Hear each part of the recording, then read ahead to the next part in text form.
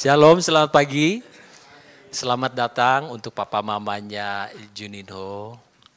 Ya, yang baru datang juga ya mengunjungi anaknya. Kemudian juga selamat datang saya ucapkan kepada teman-temannya Audrey. Mana ya? Coba berdiri dong. Nah ini teman-temannya Audrey dari Bali. Selamat datang kepada saudara-saudaraku yang lain juga yang biasa sudah hadir di ibadah. Pada pagi hari ini saya ingin membawakan firman, judulnya It's About Love. Itu judulnya yang saya bawakan. Oke. Pada pagi hari ini saya ingin membawakan It's About Love, temanya adalah Love One Another. Jadi saya pilih temanya love juga sesuai dengan tema yang diberikan oleh gereja kita. Tapi sebelum itu kita berdoa dulu. Bapa di surga, terima kasih pada pagi hari ini kami sudah siap untuk mendengarkan firman. Kami juga mempersiapkan hati kami, biarlah hati kami ini seperti tanah yang gembur ya Tuhan, yang siap ditaburi oleh benih. Dan benih itu akan masuk ke dalam tanah ini dan dia akan bertumbuh dan bahkan berbuah bagi kemuliaan nama Tuhan. Terima kasih ya Tuhan, berikan kami hati, telinga seorang murid sehingga kami boleh diajar. Bukan hanya diajar tetapi kami boleh melakukannya dalam kehidupan kami sehari-hari. Mempraktekkan firman yang kami tahu. Tuhan terima kasih, berkat-Mu, anugerah-Mu kami terima dengan ucapan syukur di dalam nama Tuhan Yesus. Haleluya, amin. Nah, judul yang saya ambil ini mengenai cinta. It's about love. Wah, ini excited ya. Sebenarnya cinta itu apa sih? What is love? Ya, dikatakan ini. Love is not about finding the right person, but creating the right relationship. Jadi cinta itu atau kasih itu bukan menemukan orang, tetapi adalah sebuah hubungan. Setuju enggak? Setuju ya? It's not about how much love you have in the beginning. Bukan berapa banyak yang kita dapatkan kasih itu pada permulaan. But how much you build till the end. Berarti relationship ini adalah sebuah usaha yang dilakukan. Jadi bukan dilahirkan.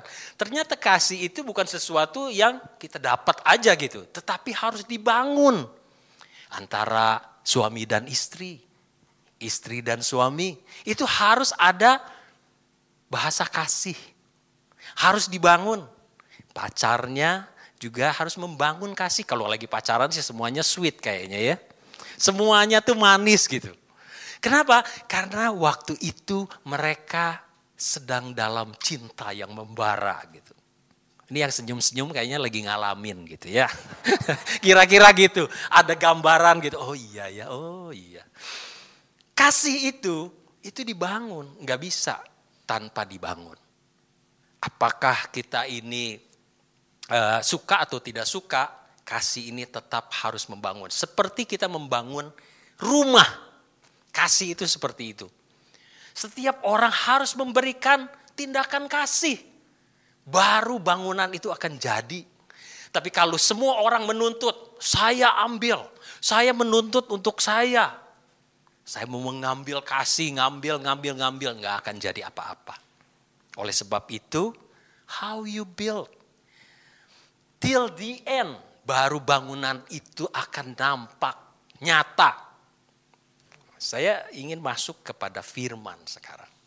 Yaitu di Matius 24 ayat 12. Ini keadaan di akhir zaman. Apa yang akan terjadi? Matius 24 katakan gini ayat 12. Dan karena makin bertambahnya kedurhakaan, maka kasih kebanyakan orang akan menjadi dingin. Kasihnya ada tapi dingin kasihnya. Dikatakan kenapa kasihnya bisa dingin? Karena kedurhakaan. Pernah dengar cerita Malin Kundang? Anak durhaka. Apa sih kedurhakaan itu? Saya cari apa sih arti kedurhakaan itu. Itu artinya di bahasa asli ini dikatakan anomia. Suka melawan, tidak taat, jahat. Itu kedurhakaan. Makanya di zaman sekarang makin banyak, kalau di bahasa Inggrisnya, sin will be rampant. Akan merajalela everywhere. Dosa itu. Jadi kadang kita tuh dikecewakan dengan orang-orang, udah dibantu, udah ditolong, udah disayang. Kok dibalasnya seperti itu? Dibokong dari belakang lah, dijahatin lah, difitnah lah, dikatakan yang buruk lah. Segala yang jahat. Itulah kedurhakaan. Sehingga apa? Kasih itu jadi dingin. Karena apa? Disakiti. Saya sering sekarang ini dengar kata-kata cuan. Ada yang ngerti cuan? Sekarang ini populer banget nih. Cuan. Cuan itu apa ya? Hah? Cuaks, bukan. Cuan. Cuan. Kalau ini sebenarnya bahasa ini populer karena apa? Ini bahasa bisnis sebenarnya. Itu dari aslinya bahasa Hokkien. Artinya untung, cuan itu. Yang orang Hokkien pasti ngerti. Cuan, bahasa bisnis, cuan. Satu kali murid Tuhan Yesus, dia pikir, wah cuan nih, ada tawaran. Dicari siapa yang bisa menyerahkan Yesus. Dia pikir apa? Wah, cuan nih. Untung nih. Saya bisa, saya dekat. Ingat kisah itu di Alkitab, siapa orangnya? Siapa? Enggak ada yang tahu ya? Siapa? Yudas Iskariot. Bapak Ibu, cuan ini enggak salah sebetulnya. Bukannya saya bilang bahwa cuan itu jahat, enggak. Tetapi kalau kita pikir hanya keuntungan dan kita menghalalkan segala cara, ini yang enggak benar. Orang boleh cuan enggak? Boleh untung enggak? Boleh, namanya bisnis itu harus untung. Kalau enggak untung namanya departemen sosial. Bagi-bagi. Kalau bisnis harus untung. Tetapi bukan itu satu-satunya. Orang itu perlu uang. Uang memang bukan segalanya. Tetapi segalanya perlu uang. Betul enggak? Uang memang enggak dibawa mati. Tapi enggak ada uang setengah mati. Jadi uang itu perlu. Tapi uang itu bukan untuk kita fokuskan. Kenapa? Karena kalau kita fokusnya kepada uang, cuan terus, kita bisa jual kasih kita.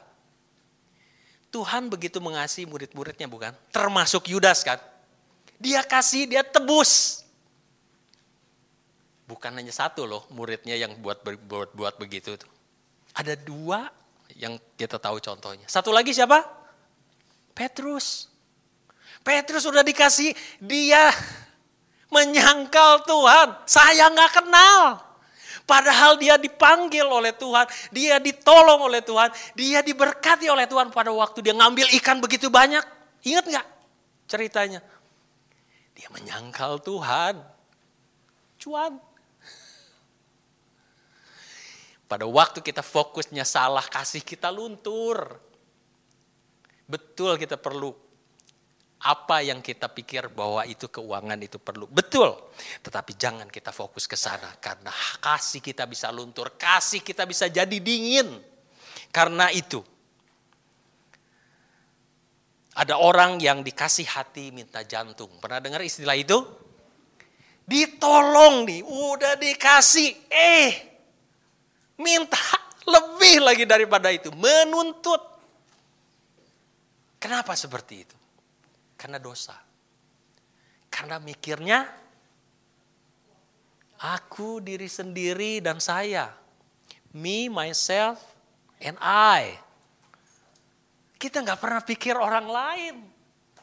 Itu yang membuat kita kasihnya luntur.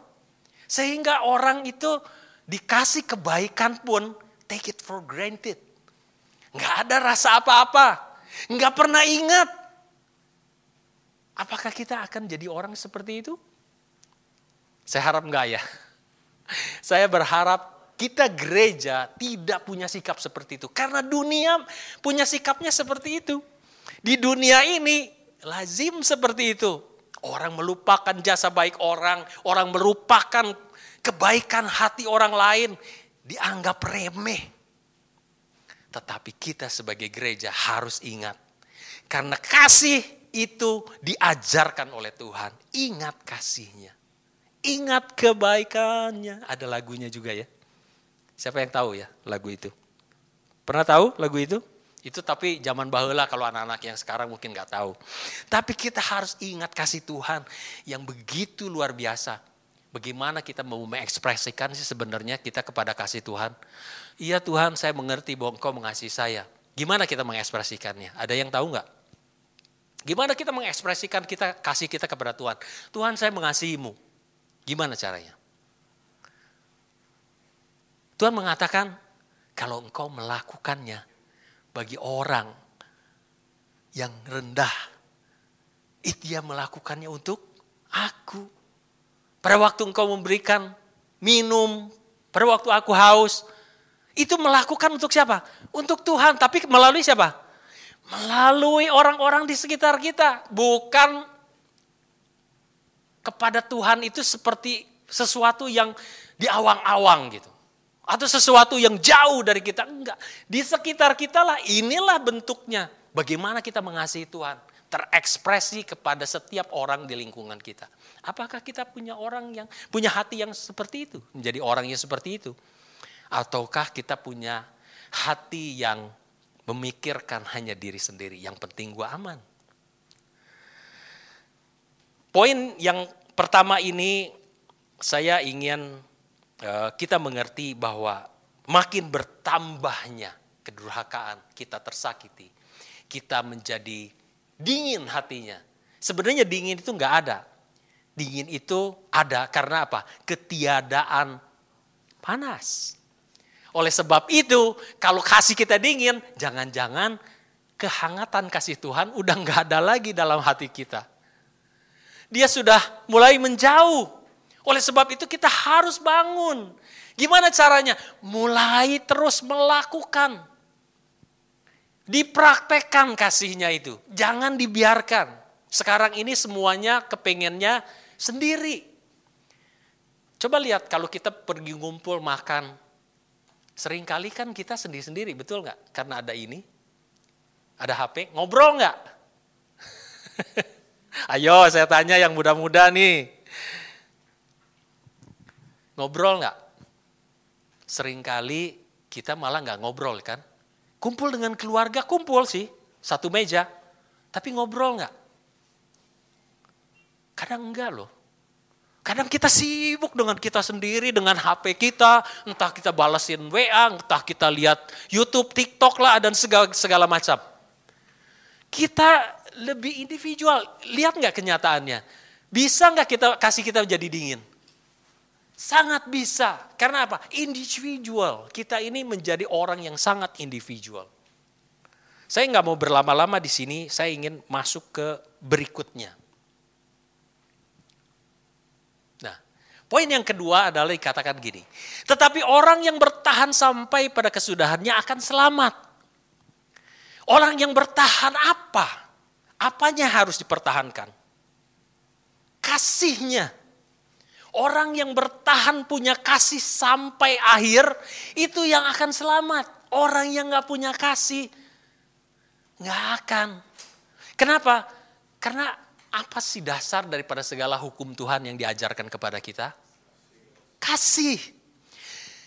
Paulus katakan itu, kalau kita bisa berbahasa malaikat sekalipun, kita bisa melakukan mujizat, memindahkan gunung, punya iman yang besar. Kita sampai mau memberikan diri kita dibakar sekalipun. Kalau nggak ada kasih, semuanya sia-sia. Kita lihat itu, kita nggak bisa selamat. Karena kita bisa melakukan mujizat, sembuhkan orang, bisa orang buta celik matanya karena kita doakan. Bukan itu. Tetapi adakah kasih di hati kita? Ini yang membuat kita selamat. Ada satu kisah yang sangat menarik kalau buat saya. Kisahnya itu mengenai seorang yang kita mungkin sudah kenal semuanya, yaitu founder daripada Astra International, namanya William Suryajaya. Dia adalah seorang founder atau pemilik daripada Astra International. Suatu kali di tahun 98 itu terjadi kerusuhan. Kita tahu semua ya di Jakarta, wow itu kerusuhan besar sekali dan sangat mengerikan. Dan masa waktu itu tidak terkendali sehingga merusak, menjarah, bahkan membakar toko-toko di Jakarta. Dan pada saat itu pun terjadi di kompleks pertokoan daripada Astra International ini, salah satu tokonya juga terjadi di kompleks itu, dibakar, dijarah dan segala macam. Tapi herannya, toko itu, Astra ini enggak dijarah, enggak dibakar. Dan kemudian manajernya dan orang-orang petinggi-petinggi di Astra itu begitu senangnya. Terus dia pada waktu suatu meeting dengan Pak William Suryajaya ini, mereka berkata, Pak, waktu kerusuhan semua toko dijarah, dibakar, toko kita enggak. Bahkan satu direkturnya menambahkan, iya Pak, kita harus bersyukur. Semua itu sampai habis semuanya. Dibakar, dijarah dan sebagainya. Tapi toko kita enggak loh Pak. Kita harus bersyukur dan semuanya orang tersenyum, tertawa dengan senangnya. Hanya satu orang yang tidak tersenyum dan tidak tertawa, dia hanya tertunduk. Siapa dia? Pak William. Loh, semua orang kan jadi, kok pemiliknya nggak tertawa, nggak tersenyum dengan berita baik ini? Reaksinya kok malah tertunduk? Mereka jadi ragu-ragu mau tertawa lagi, mereka terdiam. Kemudian Pak Williamnya berkata, kalian ini keterlaluan. Kenapa? Kalian begitu senangnya melihat, padahal kalian melihat di sekitar kita itu orang-orang itu dijarah, dibakar. Kalian bahkan ajak saya untuk bersyukur akan hal itu.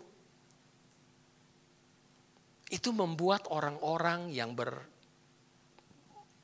merasa senang dengan keadaan mereka ini terselamatkan dari penjarahan dan kerusuhan itu menjadi terdiam.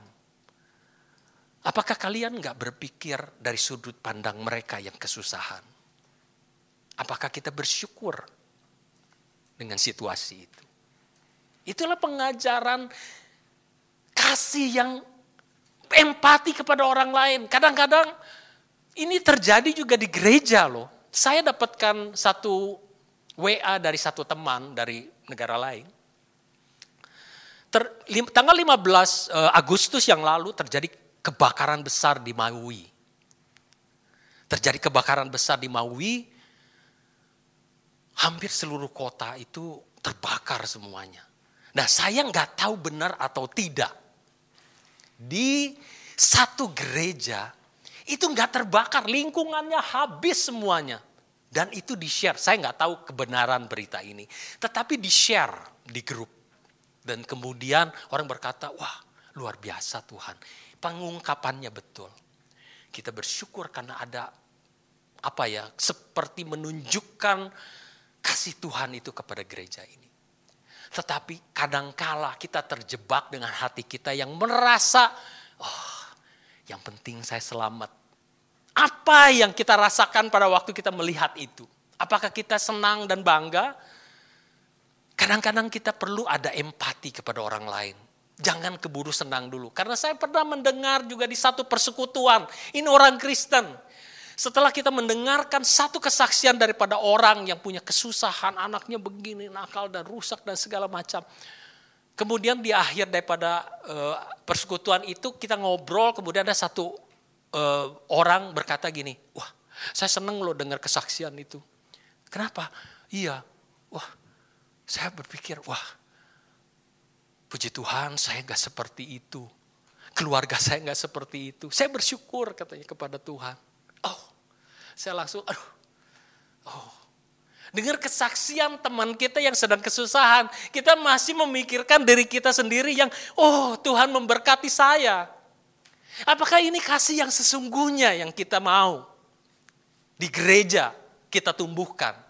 Apakah kita begitu selfish kalau kita lihat di lingkungan kita begitu susahnya dan kita diberkati dan kita merasa senang? Apakah itu kasih? Bapak Ibu, saya ingin mengajak bahwa buka hati kita untuk melihat kasih Tuhan yang sesungguhnya. Bahwa kasih Tuhan itu enggak seperti itu. Kasih Tuhan itu kepada semua orang. Dia sangat diberkati, Tuhan Yesus itu kaya luar biasa. Dia rela untuk menjadi miskin supaya kita jadi kaya.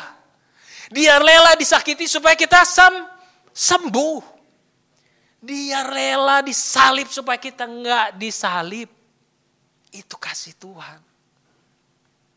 Kita diberkati supaya kita jadi saluran berkat untuk orang lain. Bukan untuk supaya kita hidupnya nikmat, kita hidupnya enak. Yang penting saya selamat. Bukan itu.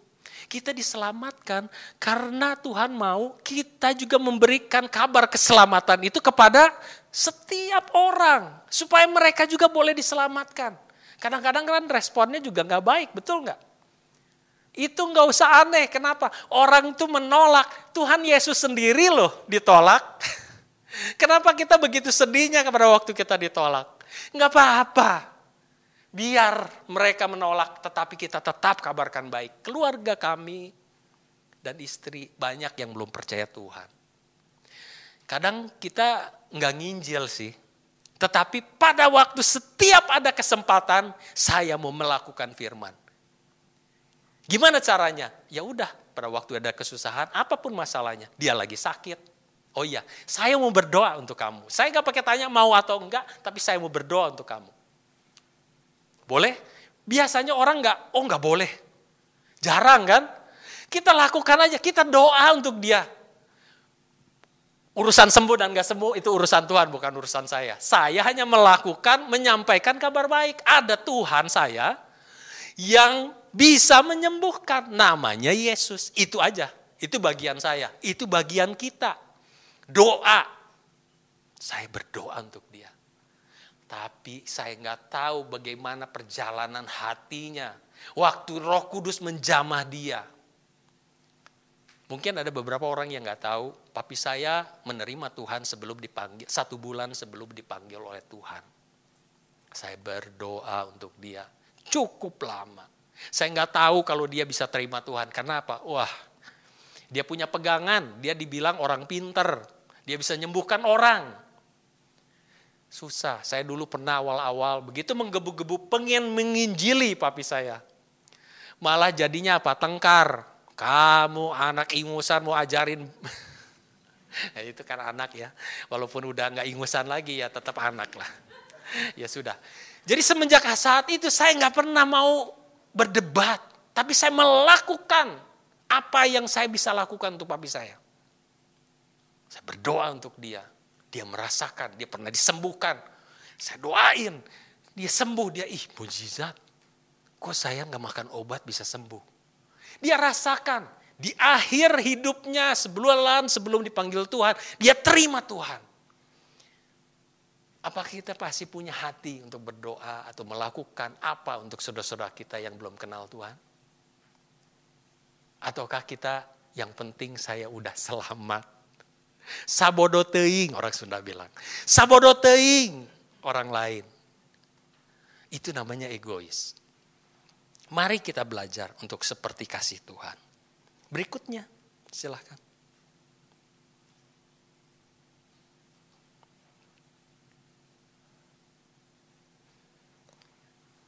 Roma 12 ayat 15 berkata, bersukacitalah dengan orang yang bersukacita dan menangislah dengan orang yang menangis. Kita jangan bersukacita pada waktu kita lihat orang kesusahan. Kadang-kadang gereja pun bisa terkamirkan hatinya karena melihat orang-orang yang di luar sana. Yang begitu memikirkan dirinya sendiri. Kalau gereja temperatur kasihnya udah turun, apalagi yang di luar.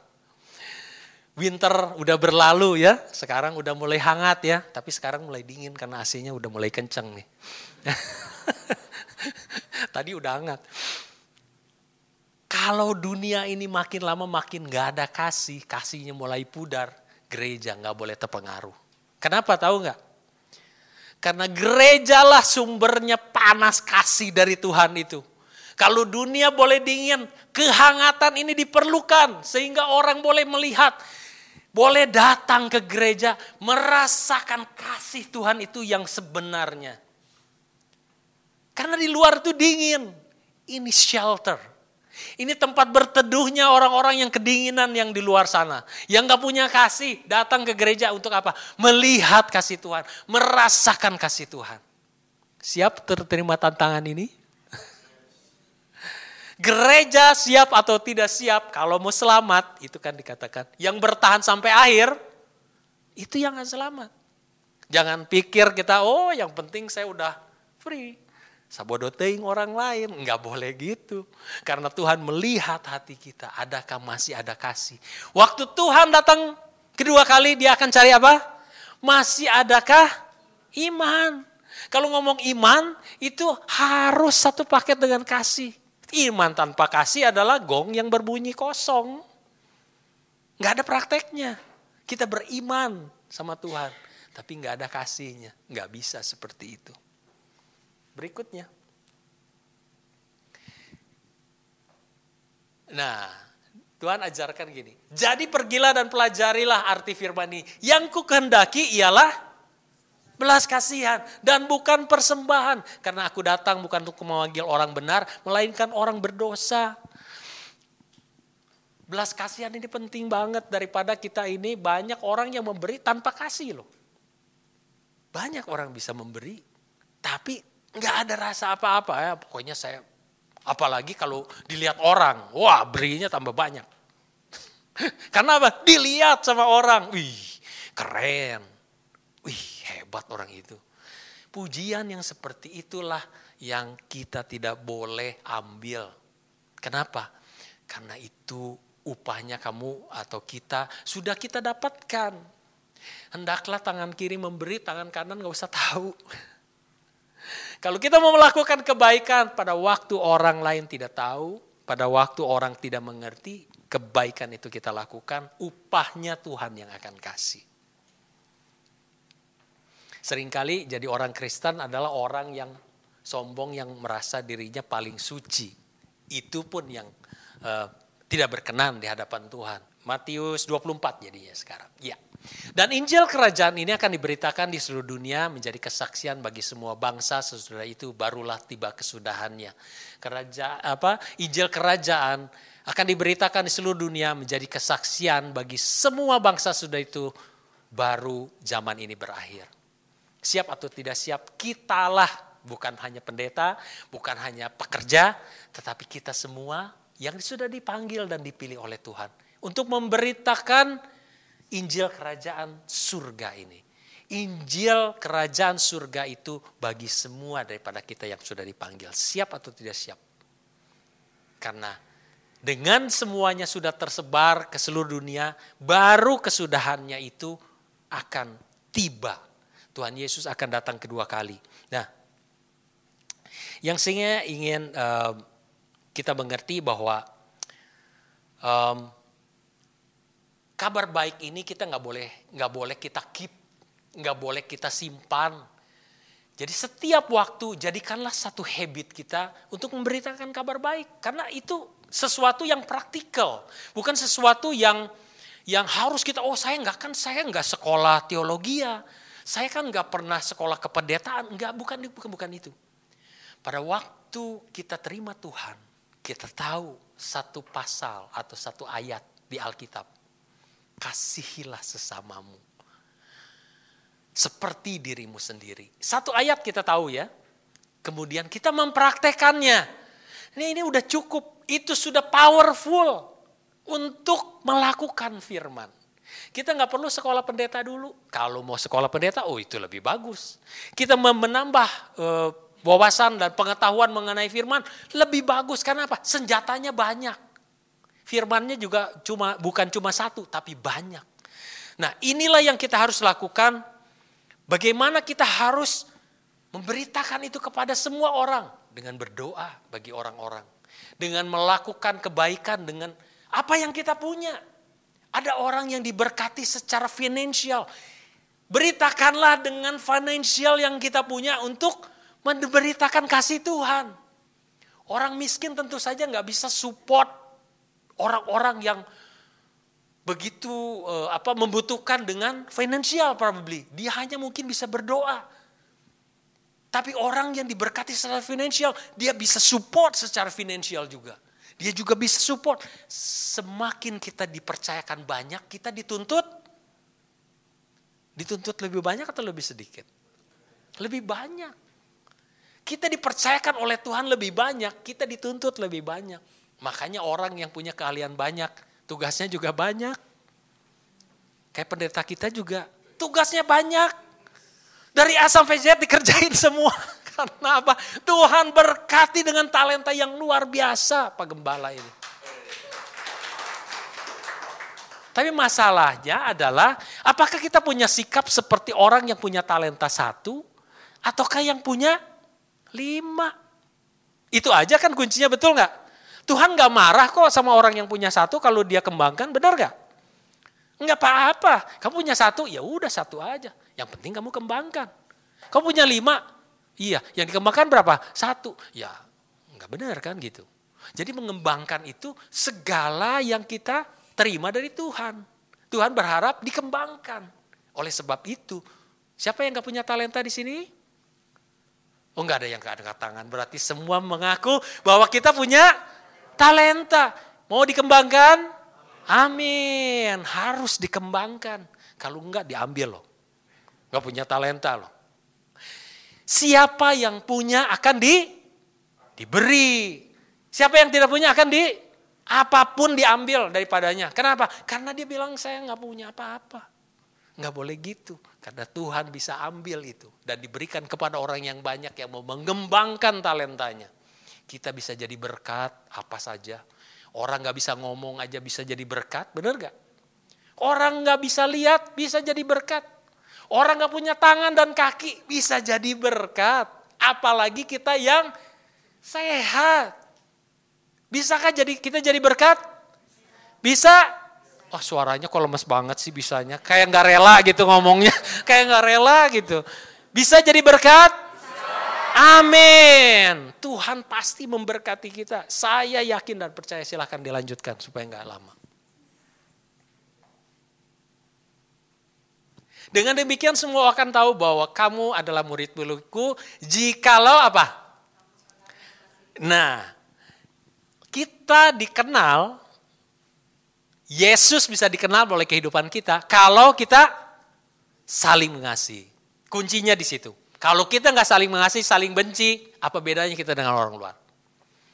Kalau orang luar itu, oh kamu baik, saya bisa lebih baik dari kamu.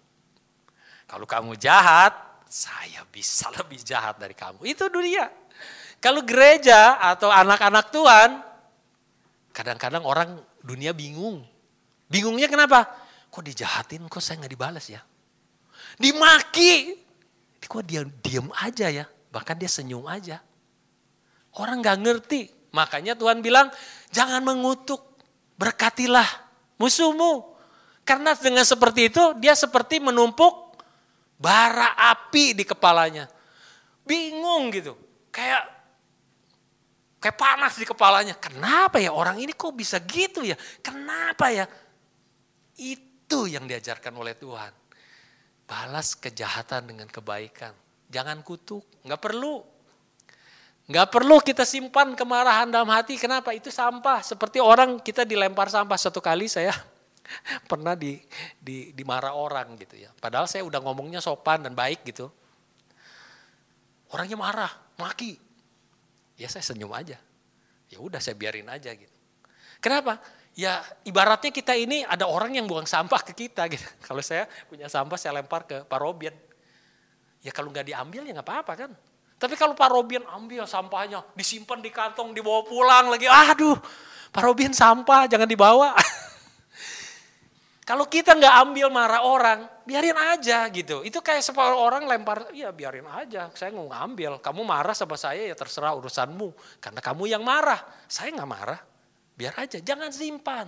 Karena segala kebusukan itu kita yang cium. Kalau kita bawa sampah di dalam kantong kita, siapa yang cium? Orang lain? Orang lain juga mungkin cium sih kalau dekat. Kok kayak rada bau nih orang ini gitu kan. Kita yang pertama kali cium, kemana kita pergi kita bawa sampah itu. Jangan simpan sakit hati. Buang jauh-jauh. Lepaskan pengampunan supaya kamu bebas. Dicuci bajunya supaya kamu kudus. Perbuatanmu yang baik. Supaya apa? Supaya kamu jadi orang yang bersih di hadapan Tuhan. Amin? Setuju gak? Jangan ambil sampah? Ya kalau bawa sampah ini sih boleh sih buang di situ. Tapi buang, jangan bawa pulang ya. Oke. Berikutnya. Bisa? Ya. Ada 2 orang yang ke bait Allah. Ada 2 orang pergi ke bait Allah untuk berdoa. Ini salah satu contoh yang saya mau kasihkan nih. Yang seorang adalah seorang siapa? Farisi. Farisi itu adalah orang yang mengerti firman. Dan yang lain pemungut cukai, orang dosa, orang dunia. Orang Farisi itu berdiri dan berdoa dalam hatinya begini. Ya Allah, aku mengucap syukur kepadamu. Karena aku tidak sama seperti semua orang lain. Bukan perampok, bukan orang lalim, bukan pezina, bukan juga seperti pemungut cukai ini. Aku berpuasa 2 kali seminggu. Aku memberikan 1/10 dari segala penghasilanku. Tetapi pemungut cukai ini berdiri jauh-jauh. Bahkan ia tidak berani menengadah ke langit, melainkan dia memukul dirinya berkata, ya Allah kasihanilah aku, orang berdosa ini. Siapa yang berkenan di hadapan Tuhan dari 2 orang ini? Orang Farisi atau orang pemungut cukai? Orang berdosa ini. Yang mana yang berkenan? Pemungut cukai. Kalau kita menjadi orang yang merasa lebih suci dari orang lain, lebih baik daripada orang lain, kita ini udah ada kesombongan dalam hidup kita. Tuhan tuh paling benci orang yang sombong. Merasa diri paling benar, merasa diri paling hebat, merasa diri paling jago. Tuhan gak berkenan walaupun dia seorang Farisi. Tahu firmannya, tahu ngelotok. Dia lebih berkenan kepada orang yang rendah hati yang mengakui bahwa dia punya dosa. Walaupun kita tahu segala sesuatu dari firman. Kita masih tetap orang yang berdosa yang ditebus oleh Tuhan. Jangan sombong. Karena bukan kekuatan kita yang membuat kita ini jadi kudus. Tapi Tuhan yang menguduskan kita. Dan kita wajib untuk mempertahankan kekudusan itu. Karena itulah yang membuat kita bisa selamat. Bapak Ibu, saya ingin kita belajar. Love doesn't need to be perfect. It just has to be true. Ada enggak ketulusan dalam hati kita mengasihi orang? Tulus enggak? Sincerity itu very important. Ketulusan itu penting. Kita enggak mau jadi orang hipokrit. Orang-orang yang munafik. Kita mungkin punya kasih yang enggak sempurna. Kadang-kadang kita bisa salah juga. Tetapi kita tulus mengasihi orang itu. Tanpa ada udang di balik batu. Ada ketulusan. Sehingga pada waktu orang membalas tidak sesuai dengan kita harapkan, itu pun gak ada apa-apa. Kenapa? Karena apa yang kita punya kita berikan. Kenapa orang pengen balas? Kenapa orang ada yang tidak balas? Karena orang memberikan apa yang dia punya. Kalau dia punya cuma kasih Tuhan, dia gak akan balas. Kenapa? Karena yang dia punya cuma kasih. Dia gak punya dendam, dia gak punya sakit hati, dia gak punya sesuatu kejahatan dalam pikirannya untuk diberikan kepada orang lain. Kenapa kadang ada orang yang ngomongnya tuh nyakitin hati? Kenapa? Jangan-jangan di dalam hatinya banyak pisau yang tajam. Sehingga dia bisa menusuk orang lain. Buang jauh-jauh. Berikanlah apa yang Tuhan sudah berikan, yaitu kasihnya kepada orang-orang di sekitar kita. Silakan. Falling in love is easy. But to stay in love is a decision. Amen? Falling in love mungkin fall in love in the first sight. Waduh, jatuh cinta pada pandangan pertama. Woi, berjuta rasanya. Tapi setelah itu terserah Anda. Kenapa? Decision. Love is about commitment. It's not about your feeling, about emotion or mood. Enggak. Coba tanya yang udah menikah sekian lama. Apakah karena mood? You know, bukan karena mood, bukan karena feeling. Perasaan yang dulu itu kadang-kadang suami istri tanya gini, kenapa ini? Udah biasa. Bahkan ada orang yang bilang gini, wah saya udah seperti kakak adik. Jangan loh, kakak adik beda sama suami istri. Jangan, perasaan itu gak boleh ada. Maksudnya adalah apa? Udah biasa. Tetapi kenapa masih bersama? Decision. Komitmen. Itu yang membuat kita tetap setia. Kesetiaan bukan karena perasaan. Kalau namanya perasaan, waduh, kalau lagi jengkel, yang ketawa paling keras, kayaknya punya pengalaman. Bapak Ibu, saya ingin kita semua tahu, Tuhan tuh sangat mengasihi kita. Oleh sebab itu, refleksikanlah kasih Tuhan di dalam kehidupan kita. Amin. Amin.